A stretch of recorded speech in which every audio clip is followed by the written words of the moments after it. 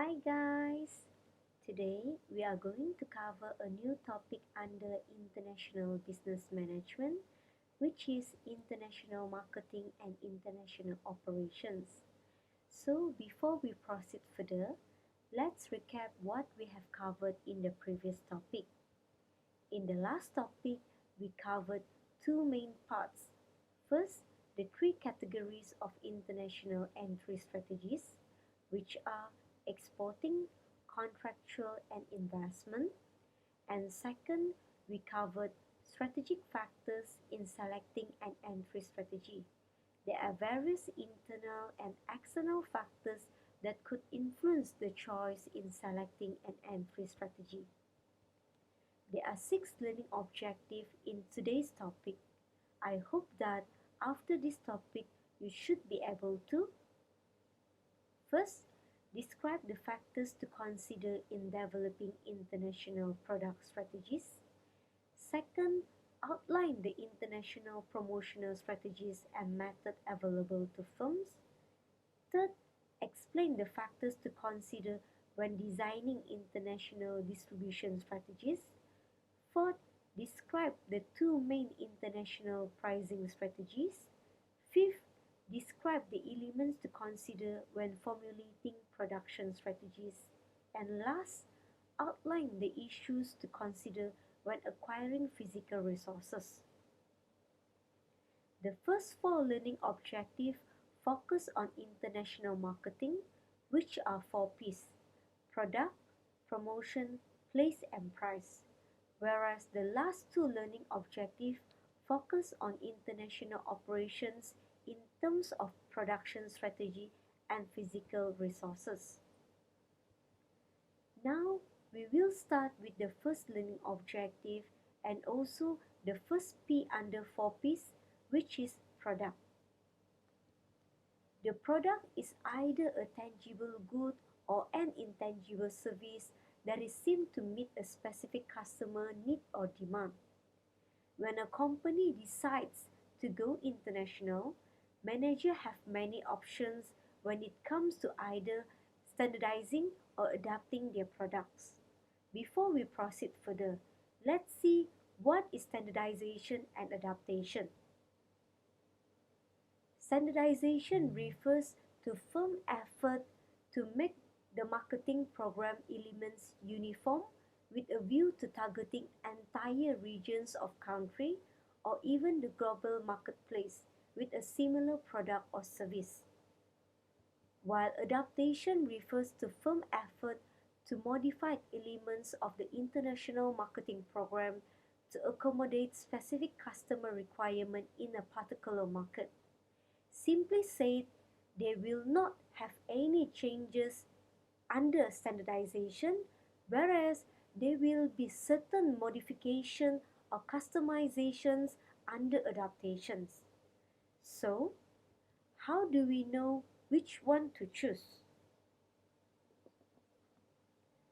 Now, let's have a look at some of the factors that will influence the standardized versus adapt decisions. First, law and regulations. Many governments have their own law and regulations in terms of product and services that will be entering their countries. The government might impose some law and regulations such as packaging, local content requirement, nutrition information, and many more. Therefore, companies must adapt their product to satisfy law and regulation in a target market. Next, cultural differences.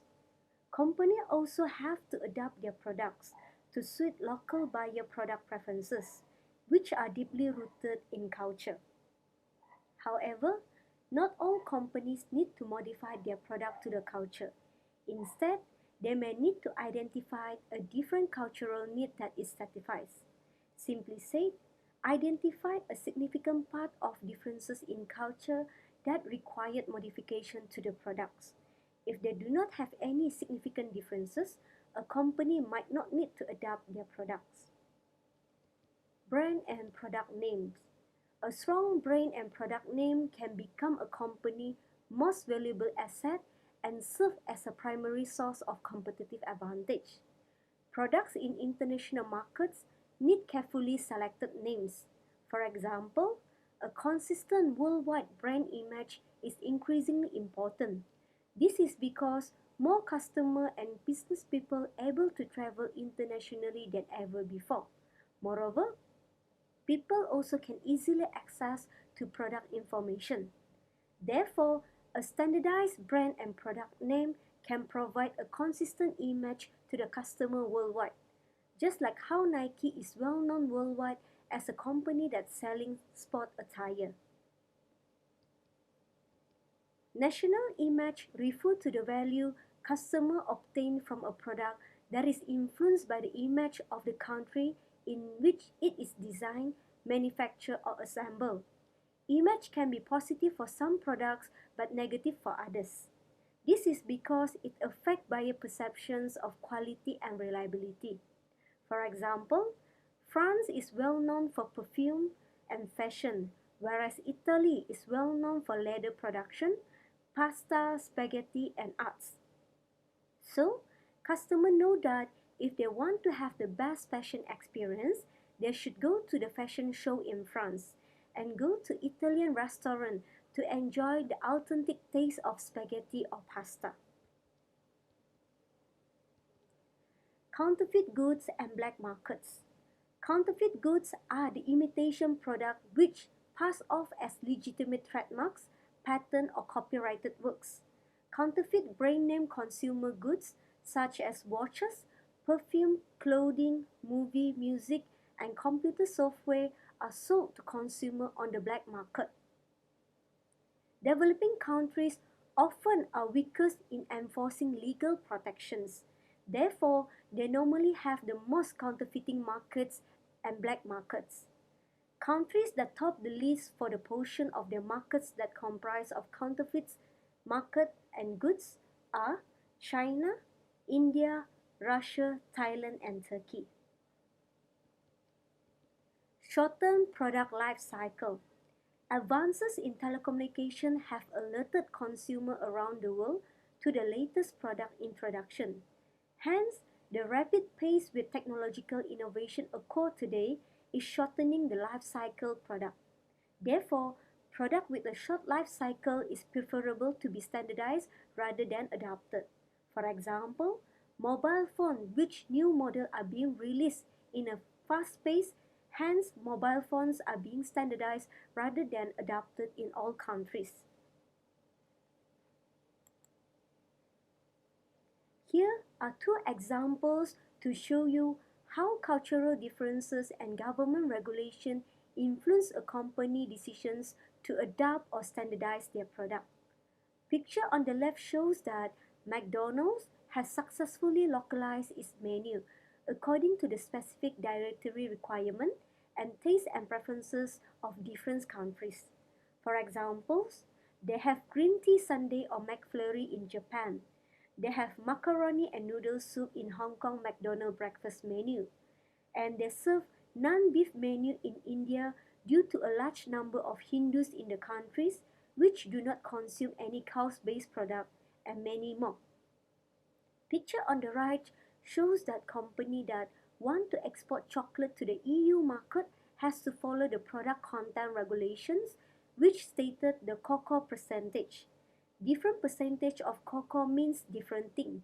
Only chocolate with 100% cocoa are allowed to use the term or label chocolate, whereas non-pure chocolate should be labeled something like chocolate with milk. Here it's summarized when standardization and adaptation are suitable to use as well as the advantages and disadvantages. Standardization is suitable and appropriate when there are similar market segments exist across countries. That is, consumers across countries have a similar view on the products, hence seeking similar features that should have in a product. Also, products that have universal specifications such as electronic and electrical products are commonly standardized. For the advantages, first and foremost, cost reduction because no modification are required Hence, the same product can be produced in a large number to be sold at one to many countries. By producing the same thing without any modification, companies can improve their planning and control. Therefore, decision making is easier and less conflicts in agreement as decisions are made for standardized product. Furthermore, a same product that will be sold around the world also portray a consistent image to all consumers. Regardless where are the consumer, they will have the same product which allow the companies to build a global brand. Now is adaptation. Adaptation is suitable when there are obvious or significant national preferences which the company has to modify their product to suit the target market taste and preferences. Back to the example of McDonald's no beef outlet in India. While beef menus such as quarter pounder and double cheeseburger are the famous item of McDonald's, but the company does not offer this product and also other beef products in the menu in the Indian market. This is because cow is considered as a sacred animal. Therefore, McDonald's come up with vegetarian and non-beef menu for the Indian market. Next is law and regulation, which I have explained using the example of EU product content regulation on chocolate. Another example is that Muslim countries such as Malaysia require food and beverage products and services to have a halal certifications. Therefore, all McDonald's outlets in Malaysia are halal certified because large number of Muslim population and also Islam being the official religion in the country. Okay, now we are on the second learning objective and also the second P, which is promotion. So, what is promotion? What is the main idea behind promotion? There are many definitions such as promotion is a marketing strategy used to inform or persuade target customer. It's an effort by a company to reach and to target customer and to raise customer interest and influence a purchase. All these definitions basically emphasize on the communication activities conducted by a company to its target customer. That is, the company wants to make its product and services to be aware and known by the target customer and subsequently influence them to make their purchase. And the communication efforts are commonly will be done in a combinations of several promotional tools, which is known as promotion mix. So, promotion mix refer to efforts by a company to reach distribution channels and to target customer through communication, such as personal selling, advertising, public relations, and direct marketing. There are two general promotional strategies, which are push and pull strategy that companies can use to get their marketing message across to buyers. Company can rely completely on just one of these strategies or use them in combination. A push strategy is a promotional strategy designed to pressure distribution channel members to carry a product and promote it to final users. Simply said, the producer taking the products to the consumer or customer through retailers and wholesaler. By contrast, a promotional strategy designed to create buyer demand that will encourage distribution channel members to stock a company product is called a pull strategy. That is, the producer will create demand directly from the consumer or customer, or in other words, getting the customer to come to them. Hence, it makes the retailer and wholesaler want to sell the producer product because the consumer and customer show a high demand on the products. Whether the push or pull strategy is most appropriate in a given marketing environment depends on several factors, which are distribution system, access to mass media, and types of products. For a distribution system, it is suitable to use a push strategy when distribution channel members have a low power over the producer and the distribution channels are short in length. Whereas, if the distribution channel members have a high power over the producer and the distribution channels are long in the length, then a pull strategy is preferable. Next, access to mass media. In developing and emerging markets, there have fewer forms of mass media, making it difficult to increase consumer awareness and also generate product demand. So, it might be easier to use a push entry strategy. But if it is easier to access to mass media, a pull strategy is preferable as it will be easier to reach target customer. Types of product. Push strategy tend to be more appropriate when inexpensive consumer goods characterized by buyers who are not brand loyalty.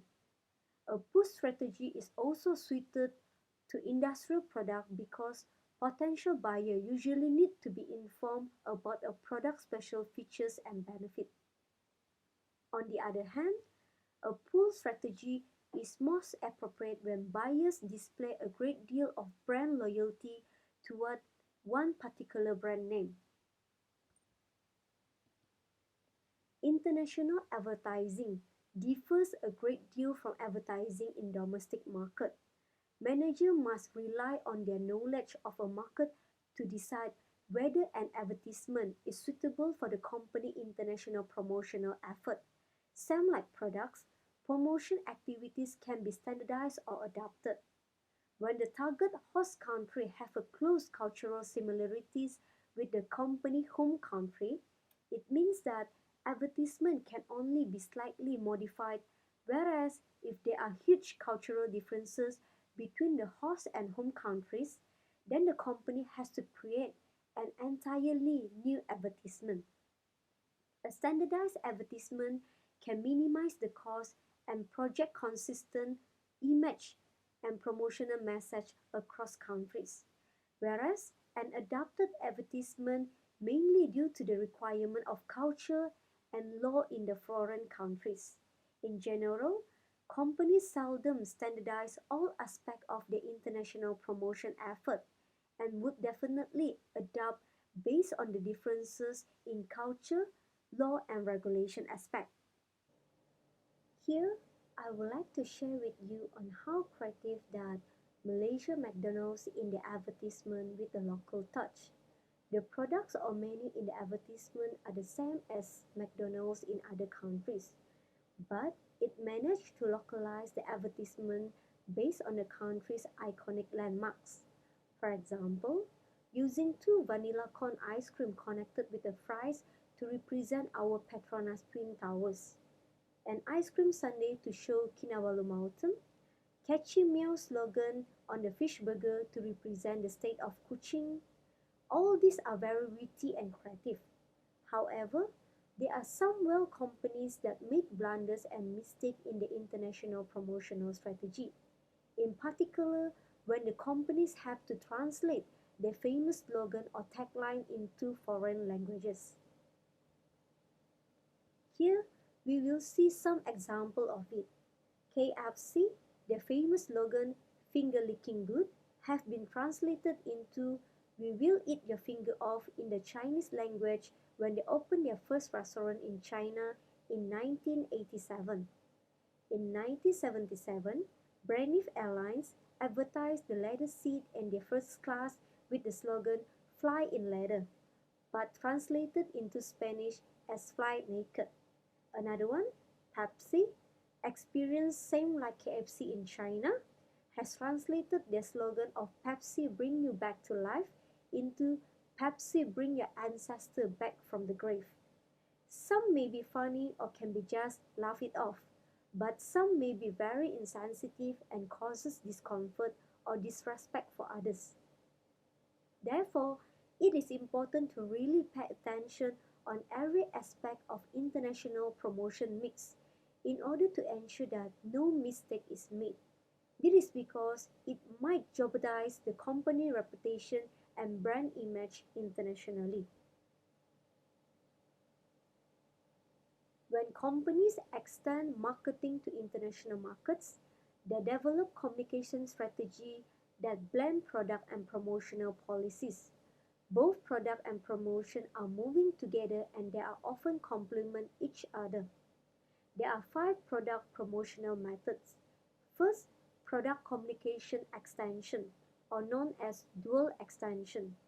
This method extends the same home market product and marketing promotion into target markets. Under certain conditions, this method can be the simplest and most profitable strategy. The second one, product extension communication adaptation. This method extends the same product into new target markets but alters the promotion. Communication requires adaptation because the product satisfies a different need, serve a different function, or appeal to a different type of buyers. For example, low economic development country can demand that communication to be adapted to local conditions. In developing countries, television and radio coverage are limited, so marketers have to use door-to-door personal selling and regional product shows or fair. The third one, product adaptation, communication extension. This method requires a company to adapt its product to the international market but retain the original marketing communication. Company may adapt its product for reasons such as legal requirement in the local market. Government can require certain local materials, labor or other resources in local production process. If the same materials are not available locally, the product may be modified. The fourth one, product communication adaptation, also known as dual adaptation. This method adapts a product and its marketing communication to suit the target market. The product itself is adapted to match the needs or preferences of local buyers. The promotional message is adapted to explain how the product meets those needs and preferences. And the last method, product invention, which require that an entirely new product to be developed for the target market. Product invention is necessary when many significant differences exist between the home and target market. Now, we will be discussing Learning Objective 3, International Distribution Strategies. This covers the third P of the four Ps, that is place. Place has to do with how the product will be distributed to the customer. So, what is distribution? Distribution refers to planning, implementing, and controlling the physical flow of a product from its point of origin to its point of consumption. That is, product will be moved from the point of origin, which is from the producer, to the point of consumption, which is the consumer. The physical path that a product follows on its way to customer is called as distribution channel. Companies along this channel work together in delivering products to customers are called as channel members or intermediaries. The channel members or intermediaries are such as wholesaler and retailer.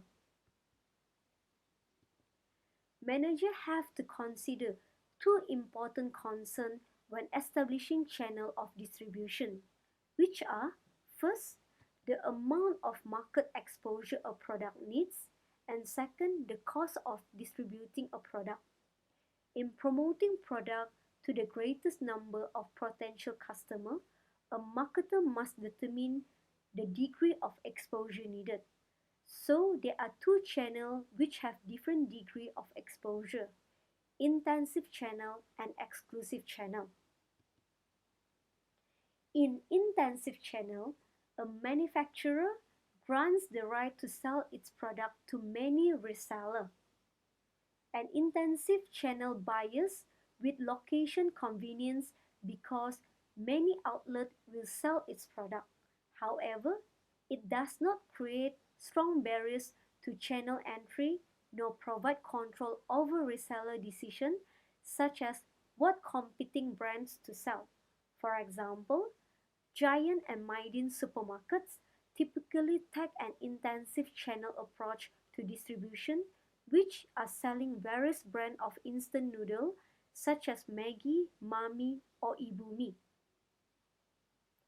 In exclusive channel, a manufacturer grants the right to sell its product to one or a limited number of resellers. An exclusive channel gives manufacturer a great deal of control over the sale of their product by wholesaler and retailer. It also helps manufacturer to constrain distributor from selling competing brand. In this way, an exclusive channel creates a barrier that makes it difficult for outsider to penetrate the channel. For example, in most countries, new car dealerships reflect exclusive distribution such as Honda dealership cannot sell Toyotas, Proton dealer cannot sell Mitsubishi, and vice versa. Channel length and cost. Channel length refers to the number of intermediaries between the producer and the buyer. In a zero-level channel, which is also called direct marketing, producers sell directly to final buyers or consumer. A one-level channel places only one intermediary between the producer and the buyer. Two intermediaries make up a two-level channel, and so forth. In general, the greater the number of intermediaries in a channel, the more costly it becomes.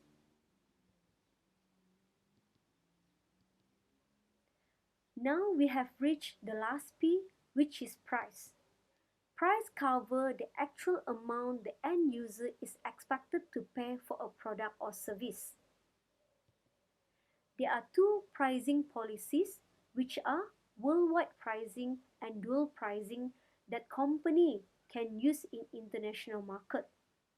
A worldwide pricing refers to policy in which one selling price is established for all international markets, whereas a dual pricing policy refers to policy in which a product has a different selling price, typically higher, in foreign market than it has in the home market.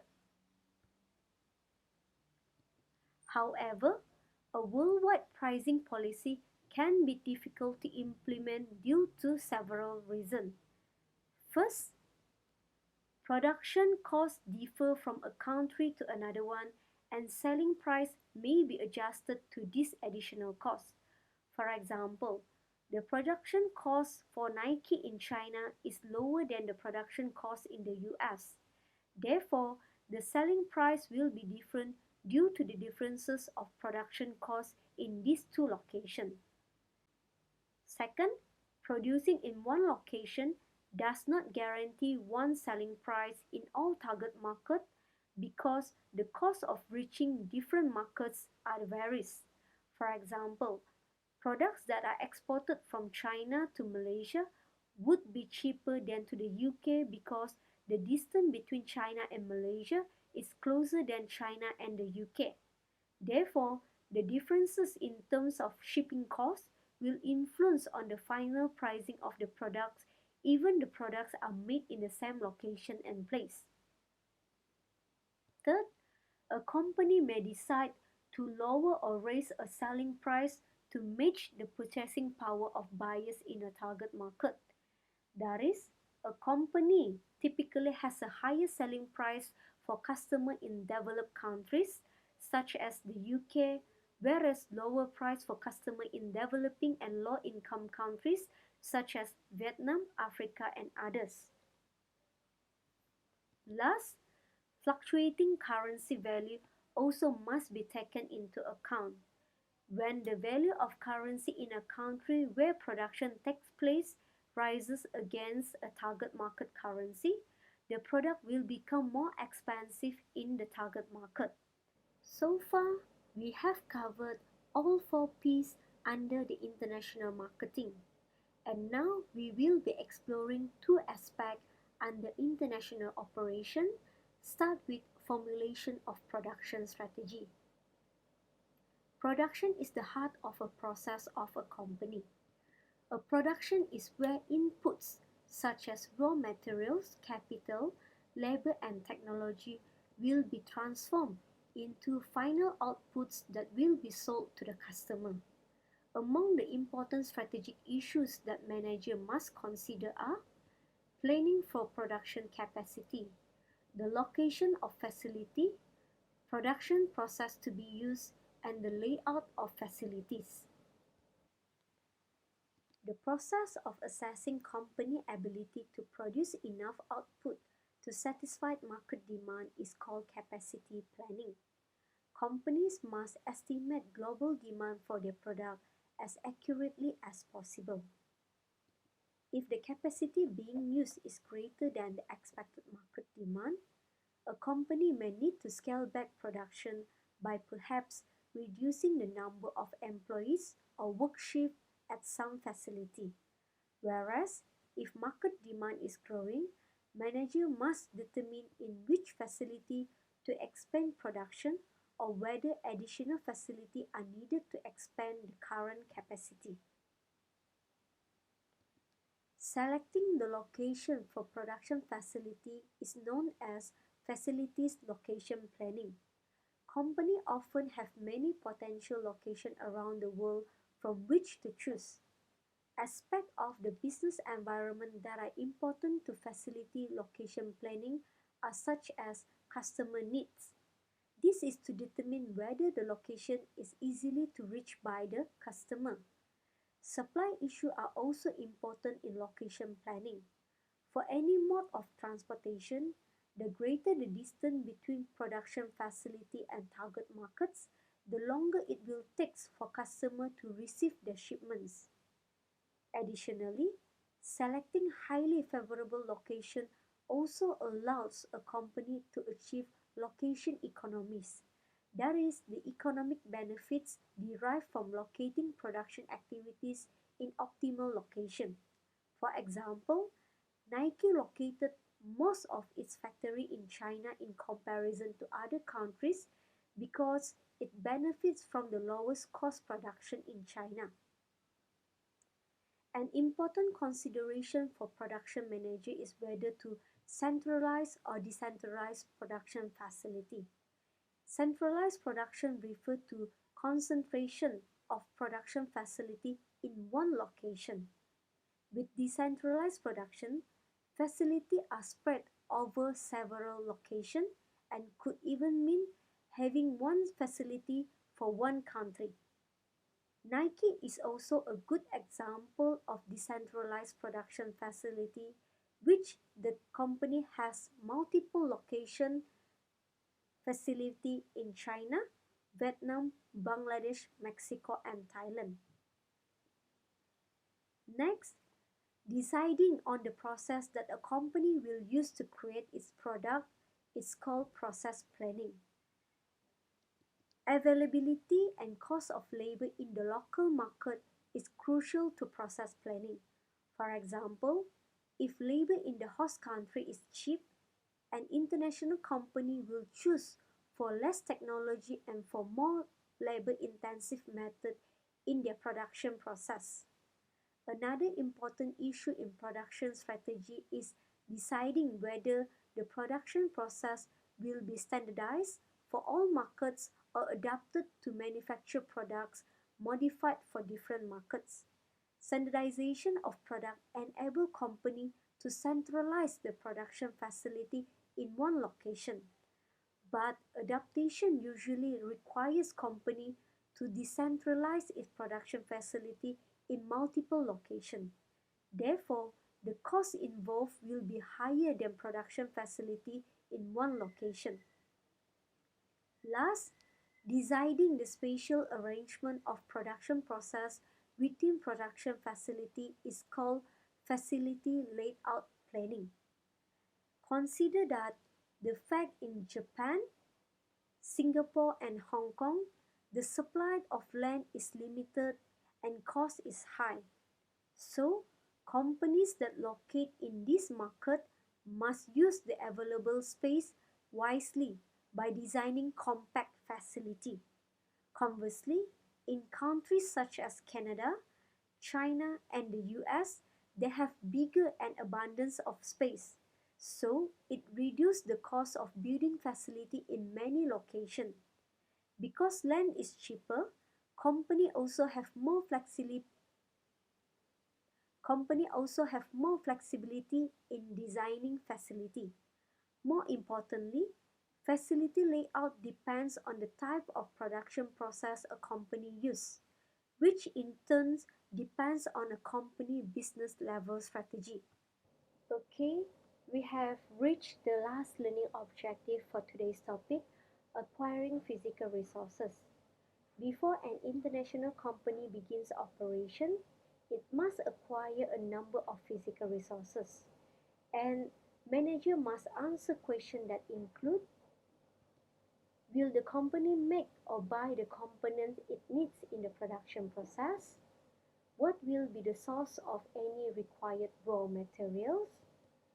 Will the company acquire facility and production equipment or build its own?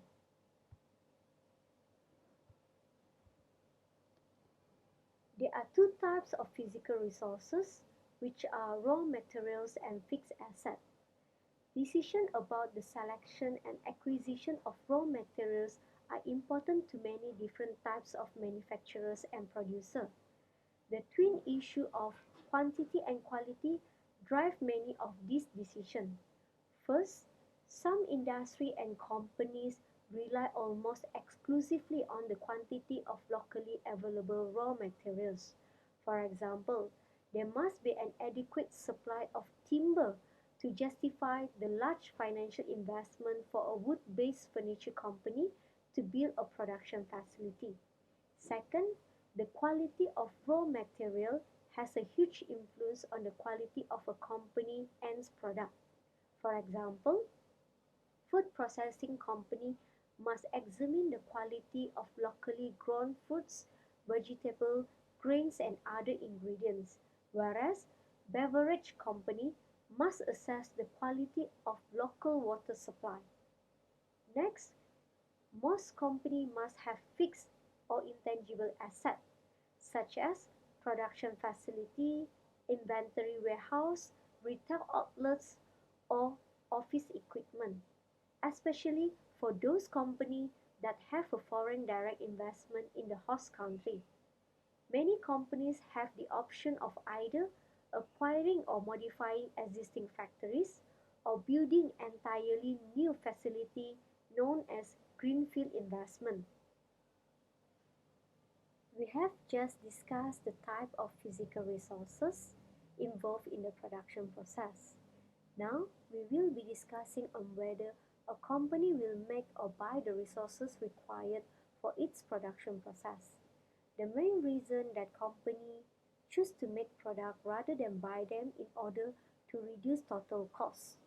Some company prefer to make their product because it will cost cheaper than getting it from third parties. In addition, companies that depends on others for key ingredients or components have to give up a degree of control. This is because they are relying on others to supply them, and without enough supply, it might influence the whole production process. Therefore, making rather than buying also give manager a greater control over raw materials, product design, and the production process itself, all of which are very important to ensure high product quality. The practice of buying from another company a good or service that is part of a company value added activities is known as outsourcing. A firm may buy a product to lessen risk exposure.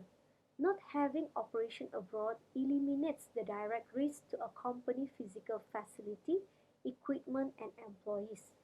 Also, outsourcing helps a business to retain flexibility. Buying from several suppliers or establishing production facility in several countries let a firm source from another location if instability happens in one location. Simply said, the firm will not be depending on only one supplier or only one location, hence we spread the risk into separate areas.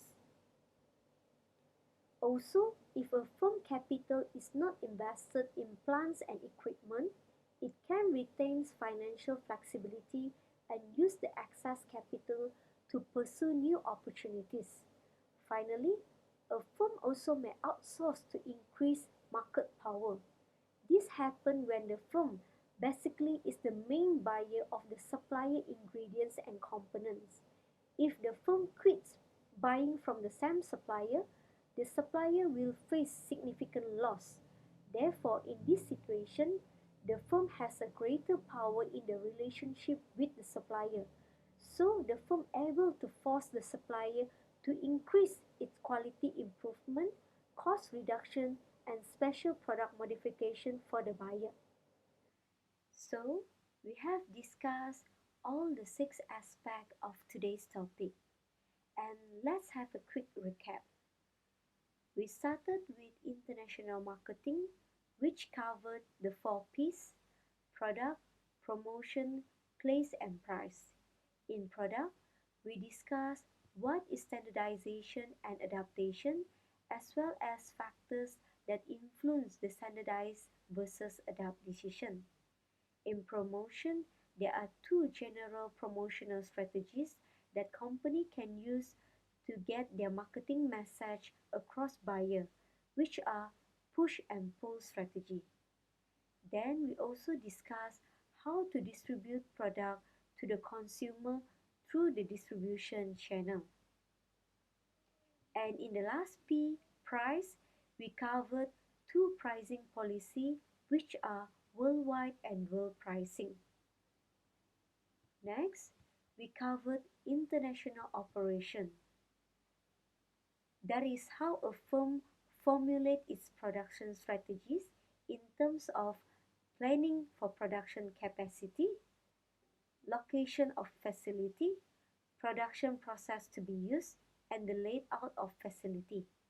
Finally, we covered type of physical resources such as raw materials and physical assets, as well as whether firm makes or buy their own resources used in the production process.